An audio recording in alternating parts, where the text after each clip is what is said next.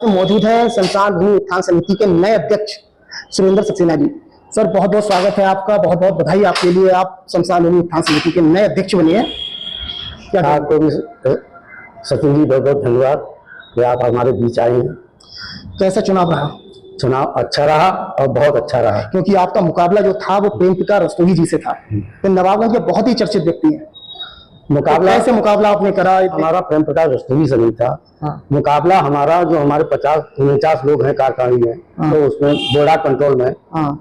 उन्होंने जिसे सही समझा उन्हें सहयोग दिया, उन्हें अध्यक्ष बनाया। नहीं, चुनाव से पहले, मतदान से पहले तोड़फोड़ होती है वोटों की, जो प्रत्याशी होते हैं वोटरों से मिलते हैं, ऐसा है वो तोड़फोड़।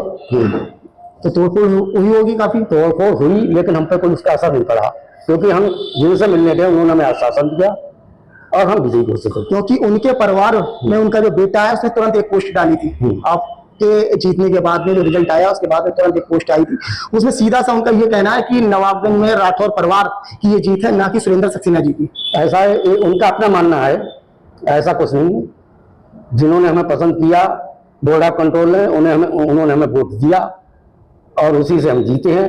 लेकिन किसी पर आरोप लगाना मिथ्या है। एक तरीके पूरी कार्यकारिणी जो आपकी बनी है कैसी है? पूरी कार्यकारिणी हमारी बहुत ही अच्छी बनी। लग रहा है इसमें कुछ लोग ऐसे हैं जो ठीक नहीं बैठ पाए। नहीं तो उन्हें सही कर लेंगे, मना लेंगे, सहयोग करो संस्था को। लेकिन संस्था के अंदर ठीक चल रहा है सब कुछ? अभी तो हमने शपथ भी नहीं ली है। नहीं, इससे पहले आप सदस्य थे, गोपाल गुप्ता जी थे अध्यक्ष। उस दौरान आपने देखा होगा किस तरीके से विवाद चल रहा है। अंदर बहुत विवाद था, सोसाइटी के जो पदाधिकारी हैं आपस में बहुत विवाद था। ऐसा था, वो विवाद अब भी चलेगा, हम आपको बता दें। क्योंकि हम आपको एक चीज बता दें, हम जब पेशकार थे वहां तहसील में, तो 67 का एक मुकदमा चला था और 2 साल तक हम उसे चलाते रहे। कमेटी का किसी आदमी ने पैरवी नहीं की। उसके बाद हमारा रिटायरमेंट हो गया, तो उस जगह पर इन्हीं लोगों ने बेदखली कराई थी। 17,000 का जुर्माना हुआ।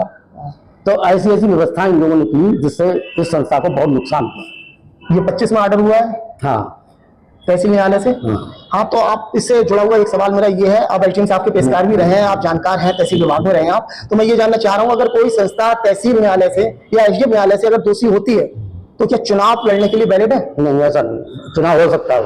चुनाव हो सकता है। नियम क्या कहता है कानून? नियम ये है कि ये चीजें अलग है। अगर हमारे ऊपर जुर्माना, जांच होना और एक आदेश होना, उसमें क्या अंतर है? आदेश आगे भी तो है। अच्छा, तो आगे आपने अपील करी है? अभी तो हमें मिला ही नहीं, आपकी संस्था की तरफ से। अभी ये लोग क्यों करेंगे अपनी जो नुकसान पहुंचाने को संस्था को? हाँ, सचिव थे प्रेम प्रकाश रस्तोगी जी, गोपाल गुप्ता जी आपके अध्यक्ष थे, तो उन्होंने अपील करी होगी, उसकी जानकारी है आपके लिए? नहीं अभी मुझे जानकारी है कि अभी इन लोगों ने कुछ नहीं किया है। कुछ नहीं किया है, क्योंकि आप जानकार हैं, तो ये लोग जो आपके और मेंबर हैं वो ये सोच रहे हैं कि अब बेहतर होगा, क्योंकि कानून के आप जानकार हैं, जो समस्या आगे आएगी उससे आप निपटने के लिए। नहीं, हम कमी कोई नहीं छोड़ेंगे। आप विश्वास दिला रहे हैं हम आपको कि जो इन्होंने किया है उसे हम दूरी करेंगे। अच्छा, संस्था को एकजुट रहना चाहिए, लेकिन विवाद संस्था में क्यों हो रहा है? कौन लोग ऐसे हैं जो विवाद फैला रहे हैं? क्योंकि संस्था के अंदर फैलना एक बड़ी विचित्र बात है ना। बाहर से लोग शिकायतें कर रहे हैं वो तो अलग की बात है, बाहरी लोग हैं, लेकिन संस्था को एकजुट होना चाहिए। लेकिन संस्था के अंदर भी विरोध है, बाहर के लोग हैं वो लगातार शिकायतें कर रहे हैं, लगातार कार्रवाई की बात करते रहते हैं।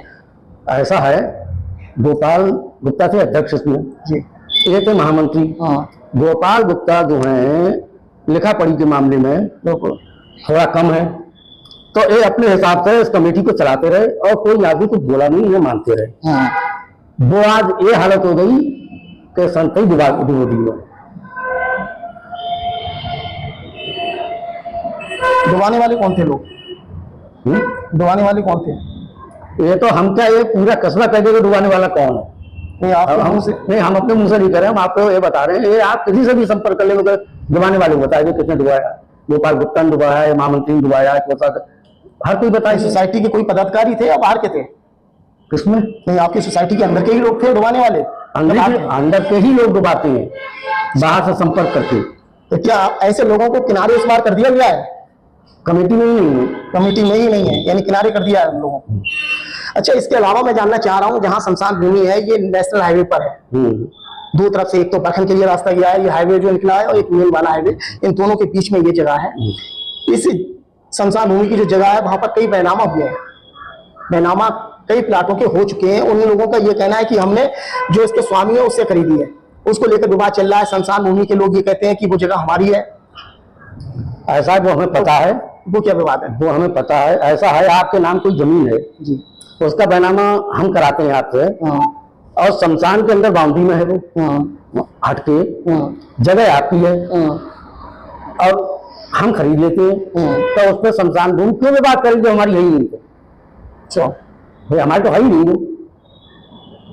तो जो बैनामा हुए हैं उससे शमशान भूमि अपनी मान रही है या नहीं मान रही है? तो शमशान भूमि कह रहे हैं, लगे हैं लोग हमारी हमारी, लेकिन फिर भी वो नहीं मिलेगी आपको। तो किसकी है आखिर? जो उनका ओनर है। लोगों का इसमें ऐसा हो जाए कि मतलब लोग हमारे साथ हो जाएं और सब लगे रहें, सोसाइटी में नुकसान ना हो, सुचारू रूप से चले, यही हमारा अनुरोध है। शमशान भूमि की जगह आपने निर्धारित करी है? ये रोड पे कहाँ तक आपकी जगह है?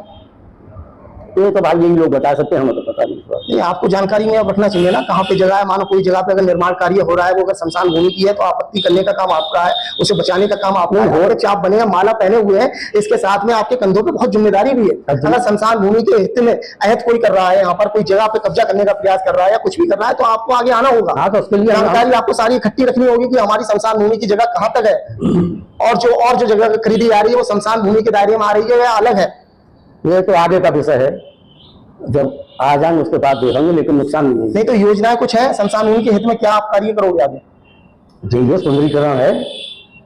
सौंदर्यीकरण तो गोपाल गुप्ता जी ने काफी करा दिया है यहाँ पे। अभी कहाँ काफी हुआ, कुछ नहीं आपका एक तरह से। नहीं, पहले के मुकाबले में उनके पहले से, जब वो नहीं थे उससे पहले तो बहुत बुरी व्यवस्थाएं थी यहाँ पर। तो सुधार उनके समय में काफी सुधार हुआ है। गोपाल गुप्ता ने सुधार किया, बताया सुधार। लेकिन उनकी योजनाएं रहती थी कि मैं आगे यहाँ पे सत्याग्रह बनवाऊंगा, यहाँ पे हाल बनवाऊंगा, यहाँ पे ये रोड डलवाऊंगा। उन योजनाओं को धरातल पे लाते थे वो। ऐसी योजनाएं आपकी होनी चाहिए। आगे क्या करना है आपकी दिमाग में योजनाएं नहीं होंगी, कैसे करेंगे कार्य? ये योजनाएं जो है आपकी धरातल पे ही लानी। तो क्या है योजनाएं आपकी? वही तो पूछ रहा हूँ, वही लोग जानना चाह रहे हैं। नए अध्यक्ष बने आप, दिमाग में कुछ प्लान तो होंगे कि शमशान भूमि के हित में ये कार्य करना है। क्या करेंगे कार्य? अभी तो हमने कुछ देखा भी नहीं, अध्यक्ष बनने के बाद में आपने अभी नहीं देख पाए, लेकिन इससे पहले आप सदस्य रहे हैं, सक्रिय सदस्य रहे हैं, सोसाइटी के साथ में रहे लगातार। ऐसा है, हम अकेले थोड़ी है, 49 लोग थे। 49 के साथ में आप भी थे? हम भी थे। तो जो लोग निर्माण कार्य करा रहे थे, जो लगे हुए थे, जो कारखानी बनी हुई थी, वो लोग देख रहे, और उसका सब आपके सामने है। अब जो कुछ है वो हम देखेंगे, हमारे सामने, हम बनाएंगे अपना पूरा एजेंडा, किस तरह से हमें क्या करना है। पहले बहुत बहुत बधाई आपके लिए, आप महामंत्री के पद। धन्यवाद सचिन जी, आपको भी बहुत बहुत बधाई। और आपका जो आई टुडे चैनल है, इसके सभी सुधी दर्शकों को, श्रोताओं को बहुत बहुत धन्यवाद, नमस्ते, प्रणाम, बधाई। महामंत्री तो बन गए आप जी। आगे की क्या योजना है आपकी? सचिन जी, सबसे पहले तो मुझे यहाँ की जो 49 सदस्यीय कार्यकारिणी है, जनरल बॉडी है इसकी शमशान की, उसके द्वारा मुझे निर्विरोध महामंत्री पद पर चुना गया है। और जब मुझे ये दायित्व सौंपा गया तो मेरा नैतिक कर्तव्य बनता है इसके बारे में सोचने का, विचार करने का, अपनी कुछ योजनाएं बनाने का, इसका विकास कैसे कैसे हो। मेरे दिमाग में इसके उत्थान के लिए कई योजनाएं हैं। जैसे कि बताएं। जैसे कि इस समय एक बहुत बड़ा ये चल रहा है कि इसकी जमीन का लेकर कहीं कुछ विवाद है, कहीं कुछ है। इन सब विवादों का विधिक तौर से, सामाजिक तौर से बैठ के, मतलब इन के प्रकार जैसे भी हो, उस सबका निस्तारण करना। नहीं, पिछले समय जो विवाद चल रहा था, गोपाल गुप्ता जी अध्यक्ष थे, आपस में ही विवाद था, मुझे लग रहा है सोसाइटी के अंदर ही। जी जी जी। अब बाहर के लोग भी विवाद कर रहे थे। तो क्या लग रहा है शिक्षा का अभाव के कारण ये समस्याएं पैदा हुई? ऐसा नहीं, शिक्षा का अभाव तो उसे नहीं कह सकते। हमारे जो अध्यक्ष जी थे, पूर्व अध्यक्ष जी श्री गोपाल गुप्ता जी, और पिछले महामंत्री जी श्री प्रेम प्रकाश रस्तोगी जी, दोनों ही राजनीति से ताल्लुक रखते हैं। मतभेद दोनों में रहे, दोनों लोगों में मतभेद रहे हैं। अब हो सकता है किसी कारण से छोटा मोटा कोई रहा हो, लेकिन शमशान के प्रति तो दोनों तो साफ साफ ये कहना है रहा ना कि अध्यक्ष जी का जो हमारे महामंत्री रहे, उन्होंने कभी हमारा सहयोग नहीं करा, विपक्षी है उनसे लगातार संपर्क में रहे हैं, तो उनका ये आरोप रहा है अपने महामंत्री के ऊपर। हो सकता है ऐसा कुछ हो, लेकिन वैसे महामंत्री जी भी अच्छे थे, अध्यक्ष जी भी अच्छे थे, और अपने अपने सामर्थ्य के अनुसार दोनों लोगों ने ही कार्य किया है। नहीं, अब कैसी कार्यकारिणी? अब ये कार्यकारिणी बनी है, अच्छी कार्यकारिणी है। अध्यक्ष और हमारे कोषाध्यक्ष जी हैं, दोनों लोग। अध्यक्ष आपके सुरेंद्र सक्सेना जी बने हैं, अगर उनकी जगह प्रेम प्रकाश रस्तोगी होते तब कैसे रहते? ऐसा है, ये तो भाई मुझे निर्विरोध बनाया गया है। मुझे सुरेंद्र सक्सेना जी ने भी बहुत स्नेह दिया, प्रेम प्रकाश रस्तोगी जी ने मुझे बहुत सहयोग किया। ज्यादा किसने किया? ज्यादा किसने किया? दोनों लोगों ने समान रूप से सहयोग किया। किसी एक ने तो ज्यादा करा होगा। ऐसा दोनों अध्यक्ष पद के दावेदार थे। भाई दोनों ही किसी महामंत्री बुलाते, लेकिन जब मेरा नाम आया तो दोनों ने ही मुझसे कहा, बोले आप महामंत्री हैं, ठीक है हम आपको लाइक करते हैं। दोनों ने। शमशान भूमि की रोड के साइड की जगह है, इसको लेकर काफी दिनों से विवाद चल रहा है, कई बैनामे हो चुके हैं। उनका ये कहना है जो स्वामी है उस जगह का, उससे हमने खरीदी है। शमशान भूमि का ये कहना है कि ये जगह हमारी है क्योंकि हमारा अधिकार क्षेत्र में रहा है ये जगह। देखिए मेरी आयु लगभग 50 वर्ष हो गई और उस नवाबगंज में आए हुए भी मुझे 35 वर्ष हो गए। 35 वर्षों से मैं यहाँ निवास कर रहा हूँ। मैंने आज तक देखा है ये सारी जगह शमशान भूमि की ही है और शायद आप भी जानते होंगे लंबे समय तक इसमें शमशान भूमि काबिज रही है। हमारा काबिज, एक तरफ काबिज होना और एक तरफ अभिलेखों में नाम होना, अगर किसी के नाम है तो उसकी जगह मानी जाएगी या आपका अगर नहीं, कभी कभी उसमें ऐसा होता है जैसे जब भी ये रोड पड़ा होगा मैं उसे दिखवाऊंगा, देखूंगा। कभी कभी ऐसा होता है जो रोड पड़ता है, कोई हाईवे निकलता है, कहीं जो रोड निकलता है, क्योंकि पहले अंदर मेन रोड था, ये बाईपास रोड बाद में पड़ा है।